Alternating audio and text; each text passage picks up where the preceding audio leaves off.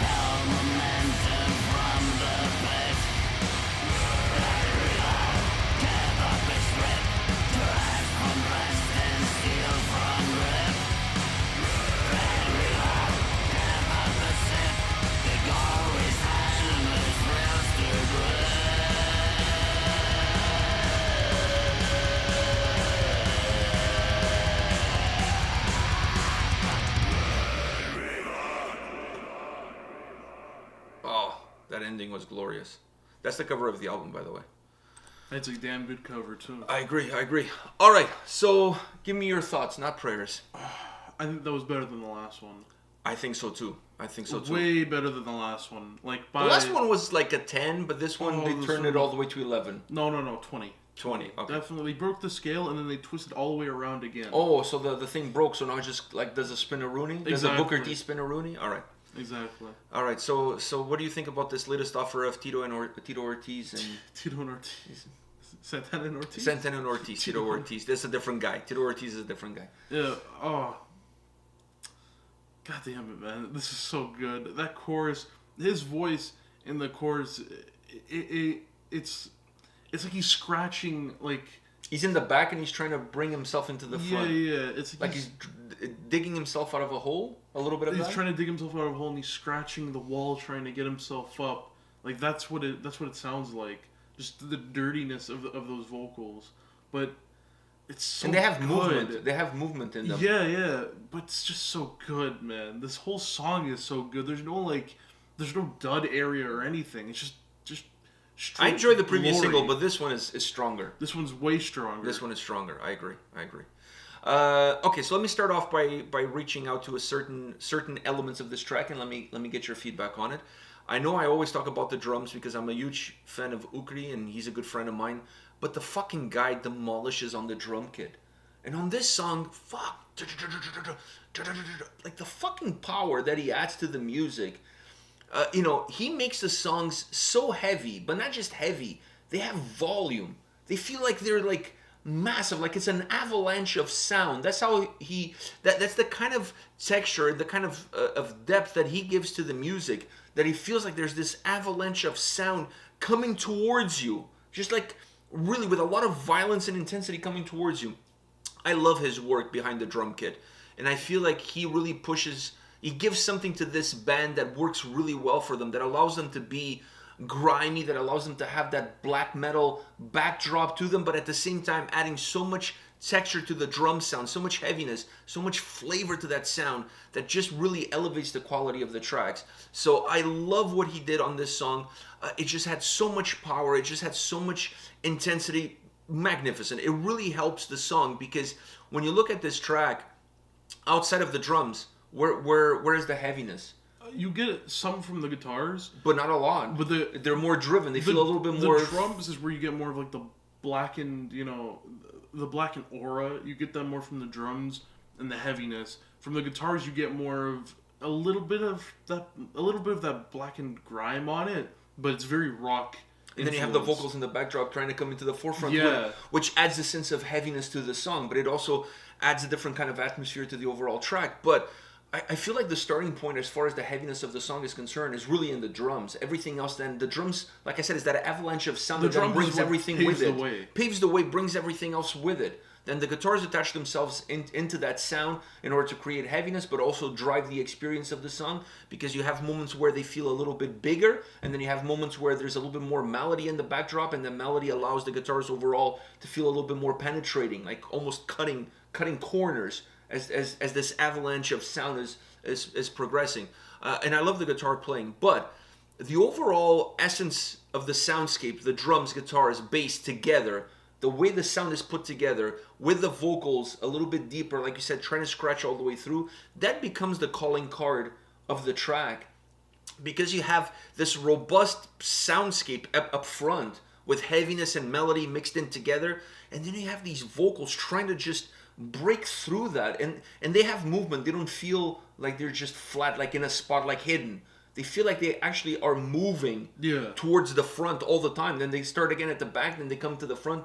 And that movement creates such an interesting dynamic. And vocally, the track is not one-dimensional either, because there's some backing vocals. There's quite a few things happening vocally on this song that allows the track that perhaps musically you have like these constant ebbs and flows, but vocally the song is even more dynamic than the ebbs and flows that you're getting musically. So it's almost like you're getting two different sine waves. One is moving this way, and then the other one is going a little bit higher. And that is what gives this song a lot of life, and in my opinion makes the song super engaging and super interesting, because you're connected with it from the beginning all the way to the end. There's not a moment in this track that you can like tune it out. like there's a pause or a break, and you're like, you know, like I can go for a coffee right now. No, the whole song keeps you engaged, keeps you connected. That movement that it has musically and vocally does that for me, and I like the fact that the vocals have not only that deepness of sound of coming from the back, but like I said, the diversity with some backing vocals here and there to create almost like at the end that echo. That echo at the end. There's so much life in the overall vocal track throughout this song. It's not like I said earlier, you're not getting like the one-size-fits-all approach that, okay, I'm in the pocket, I'm right here, and I'm going to sing like almost monotone just from one point all the way through. No, the vocals in the song have a lot of life. And when the vocals have life, and then you add melody and heaviness of the sound in front of it, it just makes for a fucking blockbuster of a song. Yeah, blockbuster is a good word for this. I mean, we were talking in the previous video about Santana and Ortiz in a walkout song for them. This is a walkout song. This is a good walkout song. This is a walkout song because it has everything that you need. It's catchy in terms of the melody. Like, you remember that melody, you remember that riff is catchy. It's more the riff. The riff is what you're going to remember. Yeah, the riff is so memorable. So it has that. It has that memorable riff. Intensity. It has intensity. It has aggression, which you want that when you're walking down the aisle, like to go into the ring. It has the heaviness of the drums. And then it has the darkness of the vocals. So, like, if the last song had cool elements, but if you're looking at a walkout track for those two guys, as far as wrestling goes, this song is fucking it. Yeah. This is an incredible track. It stops people. And not every song can be an entrance song. No, because not every song has those characteristics that you need in a good song to open things up. This is it. Like if I'm in the band and I'm looking at going on tour and putting a set list together, and obviously you're going to include songs from the new album, and very often the set opens up with a track from the new record, but regardless if that's the path that you're taking or not, this to me is the best track to open up any show. Yeah. You know what I mean? Like, there's that silence, the music stops, it's dark, the lights flash onto the stage, and this fucking thing kicks off. You're off to the races. You're setting the tone with that first track of what the whole night is going to be like. Exactly. This song is just phenomenal. And it's the title track of the record, which I had said earlier. And I was correct. The album comes out March 25th. So, fuck. Today I'm on the ball. So amazing track. Amazing. And don't get me wrong, I enjoyed the previous single. I enjoyed the previous one, but this one blew it out of the water. But this one, the robust nature that it has is just like, fuck. The riff, I'm gonna always come back to that. Oh fuck, that riff is phenomenal. For me, it's the riff. The three elements is the trifecta, is the axis of evil, is the riff, the heaviness of the drums, and how they make the sound feel so potent, and then the vocals. Two things on the vocals. One is having those ebbs and flows, having those different changes. And the other is the griminess. The griminess of being in the back and trying to just like the crawl your way his through. vocals is very Lemmy type of grimy. Yeah, but he always has that. But he always has that. But I feel like it was more in this. Was more pronounced on this song than the last. Maybe one. Because of how it was mixed. I felt like in the other track, his vocals were a little bit more leading the troops. In the previous single, I felt like he was just not completely controlling the movement of the song, but I felt like he was more part of that movement. Here, I feel like the track is moving, but he's trying to break through that movement by scratching his way all the way to the top, and that gives a completely different vibe to the song, and it gives a completely different vibe to the way you perceive the overall vocal track on the song itself. I fucking loved it. This is a home run. Yeah. This is a home run. I fucking love this song. This is amazing. Amazing track. And like I said, a track that just sets the tone for everything else. If you're looking at opening a concert, this is how you want to do it. You want to do it with a song like this. You don't mind having the other track, but the other track you almost wanted more in the middle of the set because you need a little bit of a drop. Something that's a little bit almost more melancholic, a little bit that drops the intensity a little bit. This is perfect for an opener, though. This is what brings everybody to the yard. Damn right. All right. On that note, guys, thank you for watching this video. Let us know your thoughts on the latest from Abbath, and come back tomorrow. We'll have more videos for you. See you guys. See ya.